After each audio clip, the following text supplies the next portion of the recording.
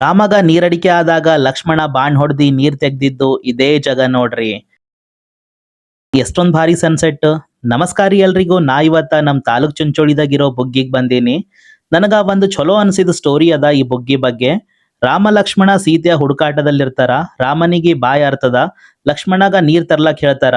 ಲಕ್ಷ್ಮಣ ತನ್ನ ಬಾಣ್ ಹೊಡೆದಿ ನೀರ್ ತೆಗ್ದಿದ್ದು ಇದೇ ಜಾಗ ಇರ್ಬೋದು ಅಂತ ನಾ ಅನ್ಕೊಳ್ತೀನಿ. ಇದ್ರ ಬಗ್ಗೆ ಯಾವುದೇ ದಾಖಲೆ ಇಲ್ಲ. ನೀವು ಗೂಗಲ್ದಾಗ ನೋಡ್ರಿ, ಚಾಟ್ GPT ದಾಗ ನೋಡ್ರಿ, ನಿಮಗ್ ಎಲ್ಲೂ ಡೀಟೇಲ್ಸ್ ಸಿಗಲ್ಲ ಇದ್ರ ಬಗ್ಗೆ. ಮತ್ ನಾ ಹೆಂಗ್ ಹೇಳತೀನಿ ಇದು ಅದೇ ಜಾಗ ಅದ ಅಂತ ಅಂದರ, ವನವಾಸದ ರೂಟ್ ನೋಡಿದ್ಮೇಲ ಮತ್ ನಾ ಚುಂಚೋಳಿ ಸುತ್ತಮುತ್ತ ಬಹಳಷ್ಟು ದೊಡ್ಡ ದೊಡ್ಡ 5 ಫೀಟ್ 6 ಫೀಟ್ ಲಿಂಗಗಳು ನೋಡಿದೀನಿ. ಬೇರೆ ಕಡಿ ಮತ್ತೆ ಎಲ್ಲೇ ನಾವು ಜ್ಯೋತಿರ್ಲಿಂಗ ಕಡಿ ಹೋದ್ರೂ ಆ ತರ ಲಿಂಗಗಳು ನಮಗ್ ನೋಡ್ಲಕ್ ಸಿಗಲ್ಲ. ನಂದೊಂದು ಸ್ಟ್ರಾಂಗ್ಲಿ ನಂಬಿಕೆ ಅದ, ಬಹುಮನಿ ಸುಲ್ತಾನರ ಕಾಲದಾಗ ಸಾಕಷ್ಟು ಇತಿಹಾಸ ಕಂಪ್ಲೀಟ್ ಆಗಿ ನಾಶ ಆಗ್ಯದ. ನಾವು ಮಂಗಲ್ಗಿ, ಕಾಳ್ಗಿ, ಮೋಘ ಸಾಕಷ್ಟು ಕಡೆ ಚುಂಚೋಳಿ ಸುತ್ತಮುತ್ತ ರಾಮಲಿಂಗೇಶ್ವರ ಗುಡಿಗಳು ನೋಡಬಹುದು.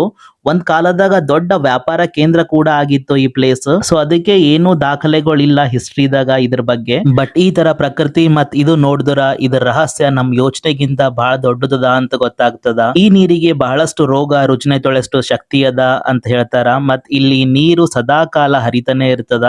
ಇಲ್ಲಿನ ಸದಸ್ಯರು ಮಾತಾಡಿದ್ದು ಅದ. ಕಂಪ್ಲೀಟ್ ವಿಡಿಯೋ ಬೇಕಂದ್ರೆ ನಾನು ಯೂಟ್ಯೂಬ್ ಚಾನಲ್ದಾಗ ಹಾಕ್ತೀನಿ.